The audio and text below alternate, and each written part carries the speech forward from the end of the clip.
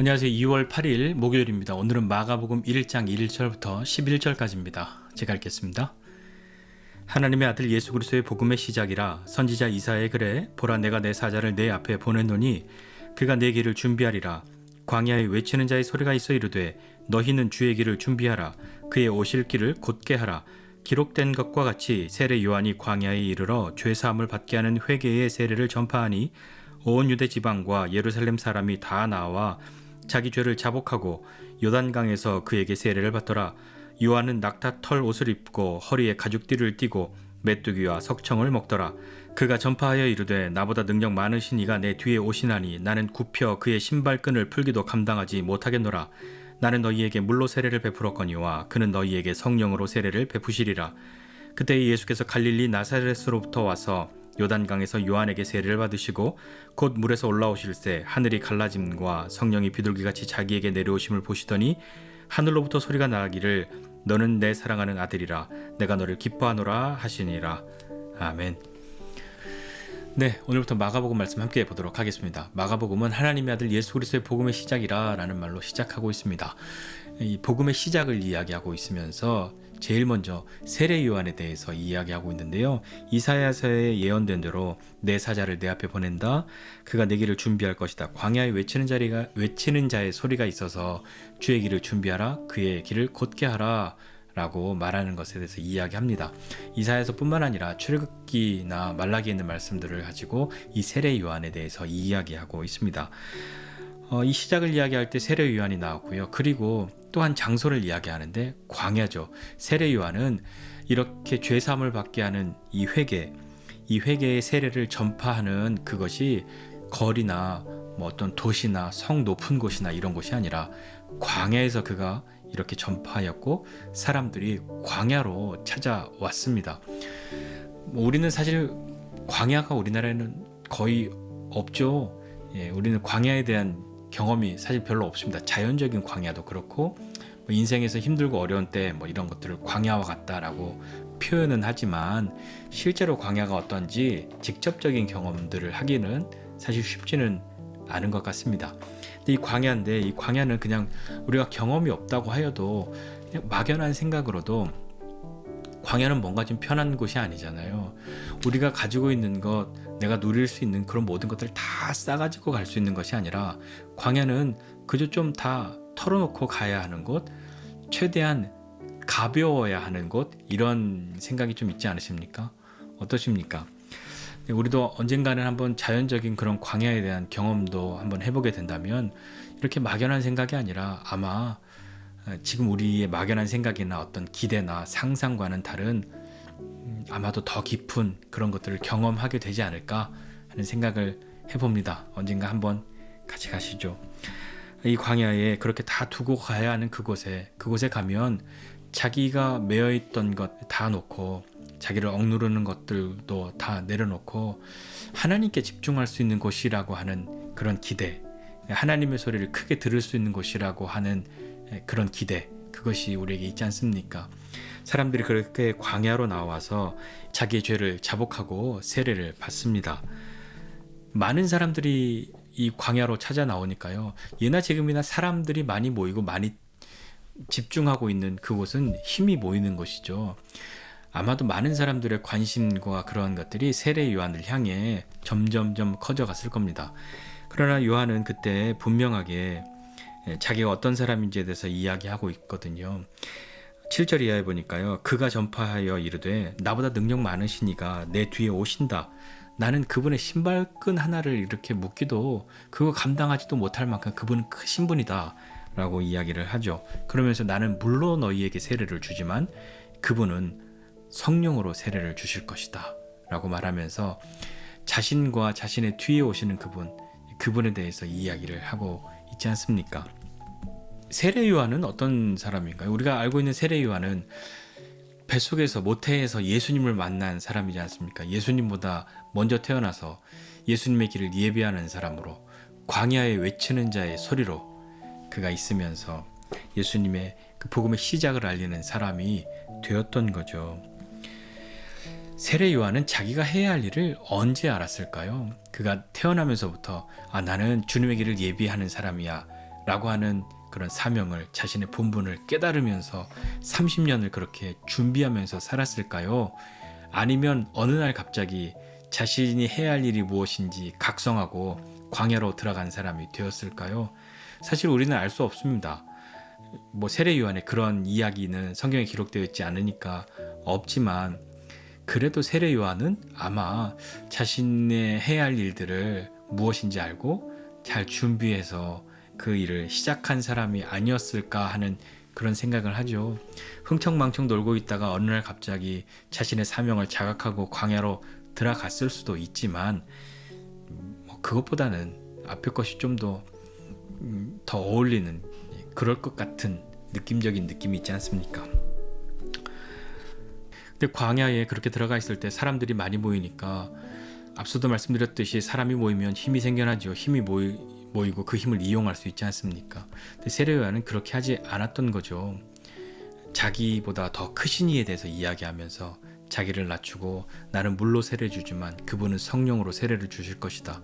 이 사람들이 그 말이 무슨 말인지 이해도 못했을 텐데 세례 요한은 그렇게 이야기했단 말입니다. 나는 물로, 그러나 그분은 불로, 이렇게 이야기하면서 자신보다 크신 그분을, 그 앞에 신발끈조차도 내가 묶어드릴 수 없는 그분을 이야기하고 있는 세례 요한은 자신이 무엇을 해야 하는지 자신의 본분을 분명히 알고 있었기 때문에, 그가 많은 사람들이 모이고 많은 사람들이 세례 요한에 대해서 좋은 말을 하고 그를 높이려고 하고 그를 따르려고 할 때에도 그는 분명하게 내 뒤에 오시는 분, 그분의 앞에서 자신이 해야 할 일을 잃어버리지 않고 잊지 않는 사람이 되었던 거죠. 그러니까 아마도 그는 자신의 사명이 무엇인지, 자신의 본분이 무엇인지 분명히 알고 있었기 때문에 이 광야로 들어간 사람이라고 우리가 그렇게 생각해 볼 수 있지 않겠습니까? 세례 요한은 또 말로만 그렇게 겸손한 척하는 사람이 아니라 그는 자신의 삶으로 그것을 증명하지 않았습니까? 그는 흥하여야 하고 나는 쇠하여야 하리라 라고 했던 것이 세례 요한의 시작과 끝에 있는 분명한 마음이었으니까요. 그 세례 요한 앞에 예수님이 세례를 받으러 나오셨죠. 사실 예수님은 세례 받을 필요가 없지 않습니까? 죄 없이 희생제물이 되신 예수님이신데, 그러나 예수님이 세례 요한 앞으로 나아가서 세례를 받으신 것은 우리의 죄를 담당하시고 우리 가운데에서 죄 없으신 분이시지만 우리를 대신하여 십자가에 죽으시는 어린 양 되신 그 예수님이 우리와 같이 낮아지심으로 이 세례에 참여하였다라고 생각해 보아야 하지 않을까요? 그렇게 예수님이 세례를 받으시니까 하늘이 갈라짐과 성령이 비둘기같이 자기에게 내려오심을 보시고, 또 하늘로부터 소리가 나는데 너는 내 사랑하는 아들이라 내가 너를 기뻐하노라 하는 소리가 들렸던 것이죠.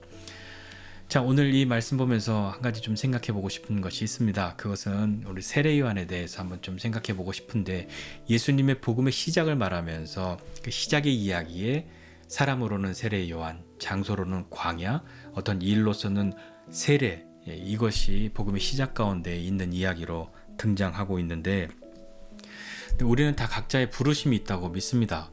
이 부르심은 어떤 직업적인 풀타임으로서의 어떤 사역, 하나님의 일을 전념해서 하는 그것만 이야기하는 것이 아니라 우리 각자를 향한 부르심이 다 있는 것이죠. 주님의 길을 준비하고 그의 오실 길을 곧게 하는 것은 교회 안에서만 할 수 있는 일은 아니지 않습니까? 꼭 전문적인 직업적인 풀타임으로 사역하는 사람이어야만 주님의 길을 준비하고 그 길을 곧게 할 수 있는 사람이 되는 것은 아니지 않습니까? 광야에 있든 거리에 있든 성전에 있든 성 안에 있든 어디에 있든지 간에 주님의 길을 준비하고 그의 길을 곧게 하는 사람이 되라고 우리를 부르셨다라고 우리가 생각해 본다면, 하나님은 우리를 통하여 하나님의 뜻을 이루시는 분이시니까 우리로 어떠한 삶의 모양으로 어떠한 시간으로 우리를 부르셨든지 우리가 주님의 길을 준비하고 또 주님의 길을 곧게 할 수 있는 사람으로 우리의 인생을 살아가야 한다 하는 것은 세례 요한을 향한 유일한 부르심만이 아니라 우리 모두를 향한 부르심이기도 한 것 아닐까요? 자, 그렇다면 세례 요한은 태어날 때부터 자기가 뭐 해야 할지 알고 태어났을까 하는 그런 질문을 한번 던져봅니다. 그래서 어렸을 때부터 남다르게 거룩하고 경건한 사람으로 그렇게 잘 자라왔을 수도 있고요.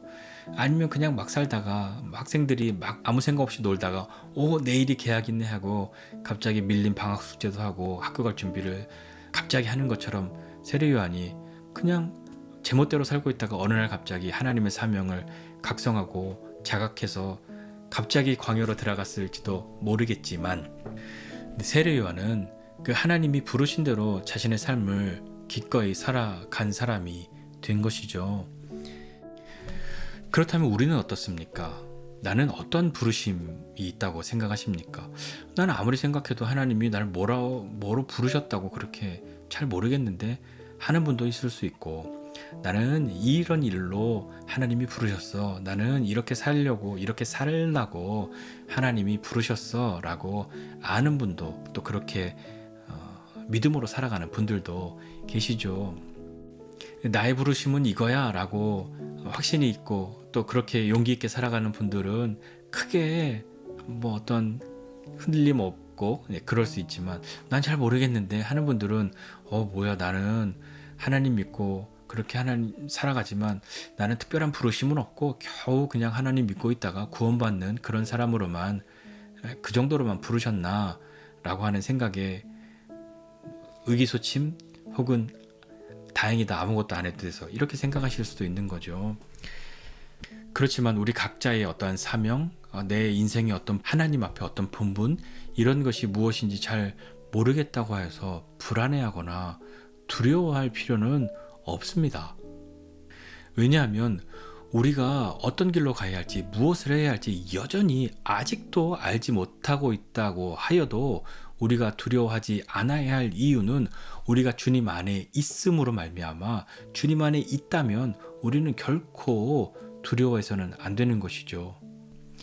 왜냐하면 하나님은 하나님의 일을 하나님이 이루어 가십니다.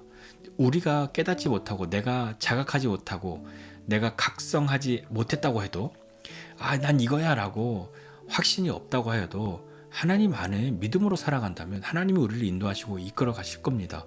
그리고 언젠가 어느 날인가 나는 잘 몰랐는데 하나님이 이루신 일들을 보게 되는 날이 있습니다. 그러니 두려워하지 말고 불안해하지 말고 하나님 안에서 우리의 삶을 성실하게 또 믿음으로 용기 있게 살아간다면 분명히 하나님이 하시는 일을 보게 될 것입니다. 나는 내가 무엇을 해야 할지 잘 모르겠어, 나를 뭘로 부르셨는지 잘 모르겠어 하는 그런 마음의 생각이 있다고 하여도 다시 한번 그것에 두려워하지 마시고 불안해하지 마시고 하나님 안에 믿음으로 삶을 살아가면 하나님이 우리를 통하여 하시는 일들을 분명하게 경험하게 될 것이고, 하나님 안에 믿음으로 살아가는 사람들이 어떤 삶을 살아가겠습니까?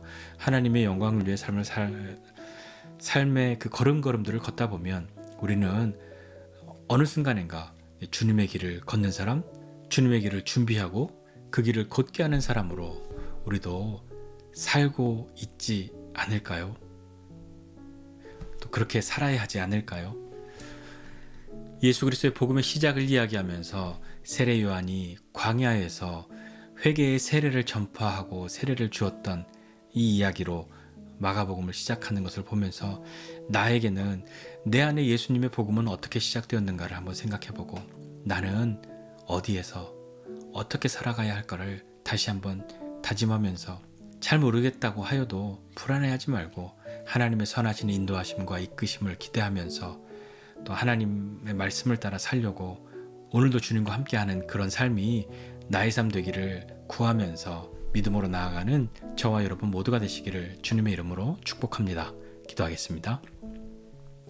하나님 아버지, 은혜와 사랑을 감사드립니다. 하나님, 우리 안에 예수 그리스도의 복음이 생명으로 자리하여서 우리를 살리심을 감사하고 그 복음으로 말미암아 우리 인생 가운데 하나님이 행하신 일들을 알게 하여 주시고 그 주님과 함께 삶을 살아감으로 하나님이 우리를 향하여 뜻하신 것들을 기꺼이 이루며 하나님을 기쁘시게 하는 삶을 사는 우리 되게 하여 주시옵소서.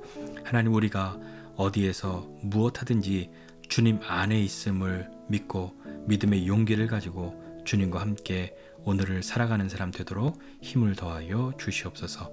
감사드리고 예수님의 이름으로 기도드립니다. 아멘.